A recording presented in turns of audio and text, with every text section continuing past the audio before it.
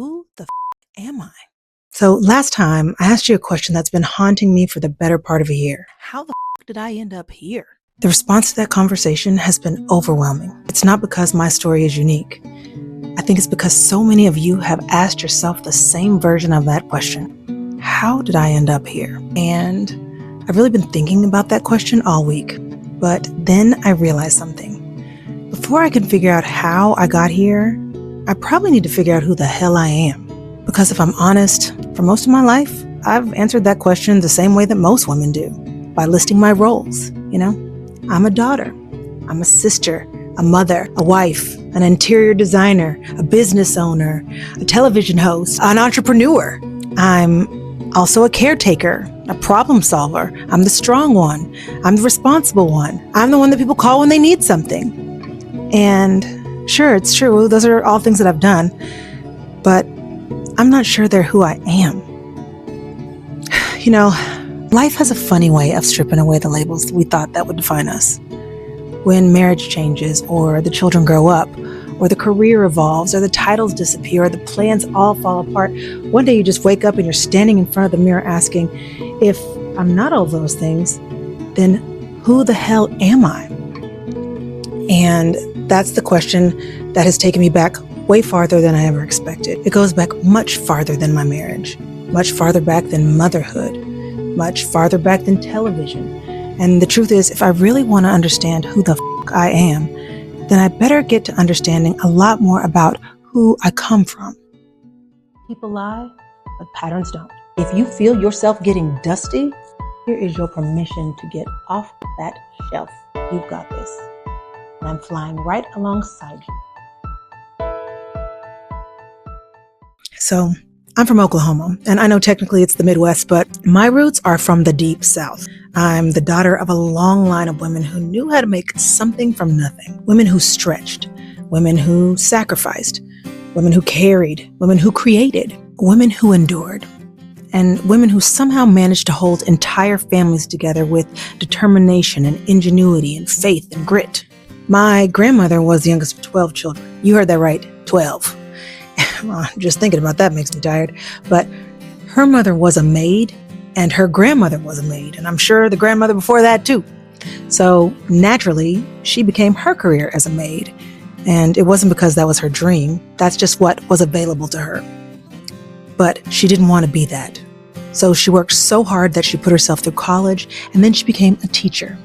And she was an educator for 55 years. And when I think about that, there's something that's really sacred about that kind of commitment. There's also so much power coming from a woman who wakes up every day for more than half of a century and dedicates her life to helping other people become who they're capable of becoming. And my mother had a similar spirit. She is a brilliant creator. She could sew, she could build, she could create and decorate.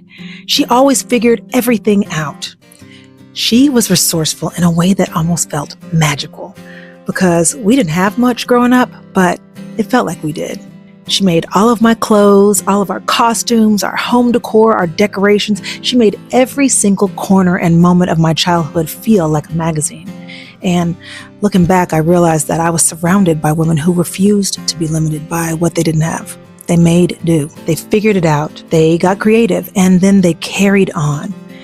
And I know that sounds really admirable, because it is, but it also comes with a cost. And sometimes I think that we inherit more than eye color and cheekbones. We inherit beliefs and patterns and expectations and survival strategies and stories. I know that I inherited their strength, and I inherited their tendency to carry, to solve, to fix, to endure, to make it work, to figure it out, to keep going no matter what, especially when things got hard. And for most of my life, I thought those were simply character traits. But lately, I've started wondering if they've actually become my identity. Because somewhere along the way, I stopped asking myself who I was. And I started asking myself what I could do, what I could accomplish or produce or solve or fix or carry. And the answer's always been more. I could do more, carry more, endure more, achieve more, fix more, handle more. People celebrate women like that. And I know, because I've been one. The world rewards capable women, and they applaud women who can hold everything together. And the problem with holding everything together is that eventually you start believing that your value is tied to your usefulness, and you start believing that your worth is connected to what you can carry. You start believing that if you stop performing and producing and fixing and helping and solving and showing up for everyone else, then there might not be anything left underneath all of that. That can be a terrifying thought, especially when life starts removing the things that you've built your identity around, which is exactly what's happening to me.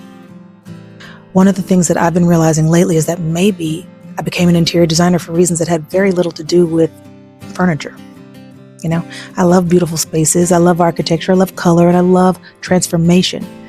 But what I love most, though, is possibility and potential. That can get me in a lot of trouble. But I love walking into a room and seeing what isn't working and imagining what could become. And I know that every reinvention starts with questions. What's working? What's not? What stays? What goes?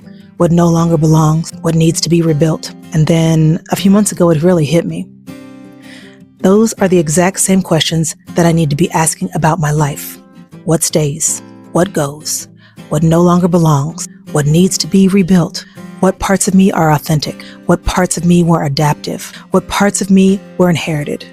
What parts of me were surviving? And maybe that's why this season feels strangely familiar, because rebuilding a life isn't all that different from renovating a house.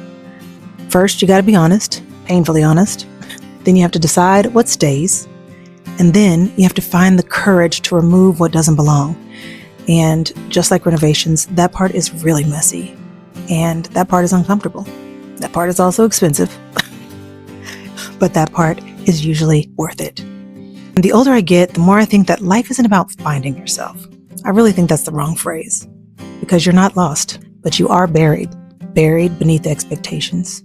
Buried beneath obligations. Buried underneath roles. Buried underneath survival strategies. Buried underneath everyone else's version of who they want you to be. So I've adjusted my goal. I don't want to find myself. My goal is to remember myself. I want to remember who I was before the performance became my personality. Remember who I was before usefulness became my identity. Remember who I was before responsibility became my default setting. And remembering who I was before the world convinced me that what I do is more important than who I am. And that's the journey I'm on right now. I'm not finding myself. I'm remembering myself. And I'd like to invite you on that journey too. So before I go, I'm asking you to please hit subscribe, hit the notification bell. This is free. It ain't gonna cost you nothing, but it does help me and helps get this message out. Okay. And then I want to leave you with the same 3 questions that I'm going to be sitting with this week. Number 1, what parts of your identity belong to you and what parts of your identity were handed to you? Number 2, what would happen if you stopped measuring your worth by what you can carry?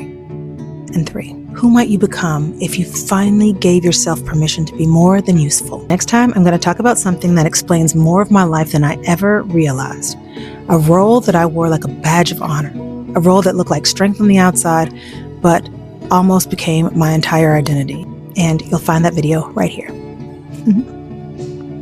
I'll see you next time. Same chair, same microphone, same conversation. I love us.